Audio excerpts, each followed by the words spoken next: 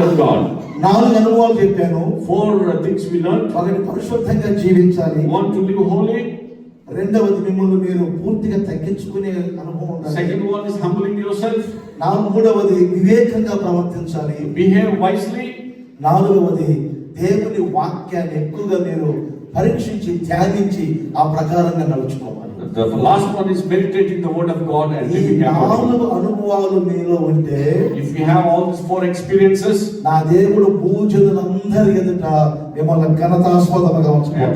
and God will lift you up among all the nations. మీ అంతటా మీరు ఘనులుగా ఉండొద్దు. Oh, you don't exalt yourself. మనుషుల ద్వారా ఘనతను కోరుకోవద్దు. Don't expect respect from people. ఈ సభలలో 2వ రోజున పరలోకపు తండ్రి మిమ్మల్ని ఘనపరచునుగాక. Amen. The second day of the meeting, Lord honor you all in Jesus' name. రేపటి రోజు సంఘాన్ని గురించి మాట్లాడతాను. Tomorrow we are going to learn about the church. త్వరగా రండి, త్వరగా వస్తే కొంచెం త్వరగా ప్రసంగం ప్రారంభిస్తాం. So we all come early in time, then we'll start early tomorrow the word of God message. ఇండియాలో మనం ఎంతసేపు మాట్లాడినా ఇబ్బంది లేదు. In India we can preach for more time. ఇక్కడ కొంచెం మనకు ఇచ్చిన స్లాబ్ను బట్టి మనం ముగించుకోవాలి కాబట్టి. But here we have కొంచెం రేపు ముందు